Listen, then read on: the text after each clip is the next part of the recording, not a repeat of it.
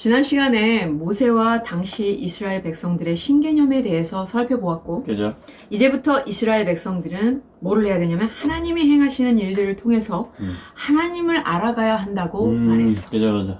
이번 시간에는 하나님께서는 왜 모세에게 하나님의 능력을 보이시고 확신을 주셨는지, 하나님께서는 모세와 바울에게 어떤 역할을 주셨으며, 그분들은 어떤 마음과 자세로 하나님께서 주신 역할을 감당했는지, 나아가 어떻게 나에게까지 하나님의 나라가 오게 되었는지에 대해서 공부해 보도록 할 거야. 하나님께서는 모세를 부르셨어. 그죠? 그리고 앞으로 하실 일들을 말씀하셨어.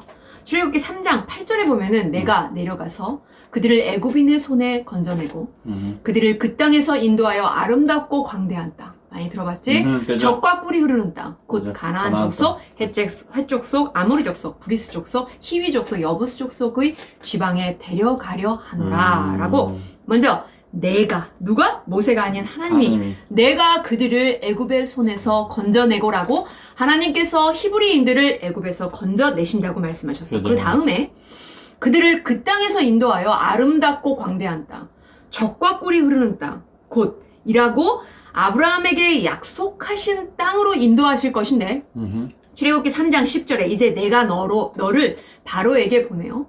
너에게 내 백성 이스라엘 자손을 애굽에서 인도하여 내게 하리라 라고 하나님께서 모세를 통해 이 일을 이루시겠다고 말씀하셨어. 그죠.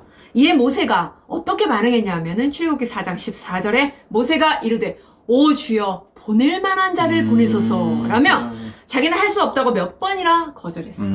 왜냐하면 자신은 이스라엘 백성들을 건져낼 아무런 능력이 없다고 생각했기 때문이야. 이처럼 철저하게 자신의 무능함을 하나님 앞에 고백한 거야. 그죠.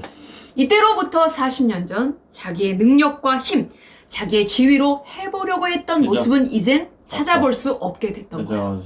이처럼 하나님께서는 미디안 광야 40년 동안 모세를 철저하게 낮추셨어. 그죠.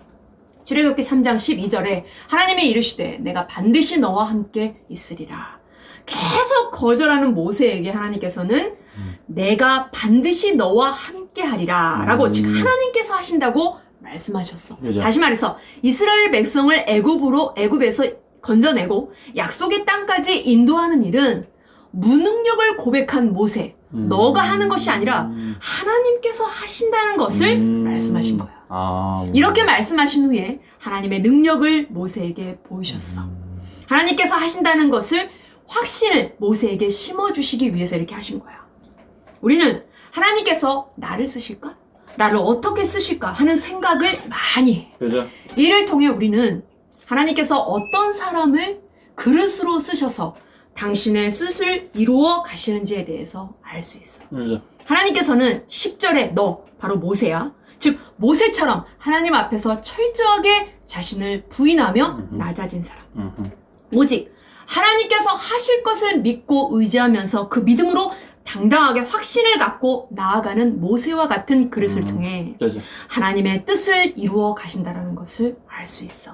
출애굽기 3장 10절에 이제 내가 너를 바로에게 보내어 너에게 내 백성 이스라엘 자손을 애굽에서 인도하여 내게 하리라 라는 말씀처럼 모세는 하나님께서 이스라엘 백성을 애굽에서 약속의 땅까지 인도할 그릇으로 세운 사람이야. 그죠. 또한 사도행전 9장 15절에 주께서 이르시되 가라, 이 사람은 내 이름을 이방인과 임금들과 이스라엘 자손에게 전하기 위하여 택한 나의 그릇이라. 많이 들어본 말씀이지? 사도 바울에게 하나님께서 하신 말씀이야.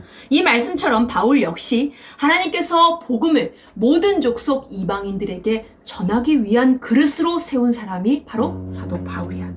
이런 모세와 바울은 하나님과 아무런 관련이 없다가 갑자기 짠 하고 등장한 사람이 아니라는 거야. 그죠. 하나님의 의도하신 바가 있으셔서 이 땅에 보내어졌고 하나님이 맡기신 역할을 감당하기 위해 오랜 시간 동안 하나님의 손길로 다듬어 준비된 사람들이야. 그 후 하나님께서는 모세와 바울을 부르셨고 시작부터 명확하게 그들을 통해 하나님께서 무엇을 하실 것인지, 그들의 역할이 무엇인지를 말씀하셨어. 이와 같이 하나님께서는 하나님의 나라를 이루시기 위해 믿음의 사람들을 준비시키셨고 그들에게 역할을 주신 거야.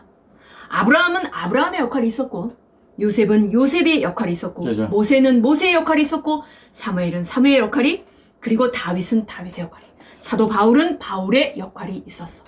하나님께서는 맡기신 역할을 충직히 감당한 이런 사람들을 통해 하나님의 나라를 이루어 가신 거야. 이 사람들의 공통점이 있었어. 이들은 그냥 믿는 신앙생활만 한 것이 아니야. 그렇죠. 나 하나 은혜 받고 나 하나 평안하고 이렇게 끝난 것이 아니라는 거야. 그렇죠. 하나님의 나라를 위해 각자 분명한 역할을 받았고 그 역할을 위해 자기의 인생 전부를 들였으며 자기의 목숨을 걸고 끝까지 주신 역할을 감당했던 사람들이야. 이런 사람들을 통해 나에게까지 하나님의 나라가 오게 된 거야. 우리가 진정 믿음의 사람이라면, 진정 아브라함의 후손이라면 우리에게도 주신 역할이 있을 거야. 그렇죠. 우리에게 주신 역할을 감당하기 위해 모세와 바울처럼 준비된 사람이 되도록 노력해야 해. 또한 우리에게 주신 역할을 감당하기 위해 믿음의 위인들처럼 자기의 전부를 드려야 된다는 거야. 그렇죠.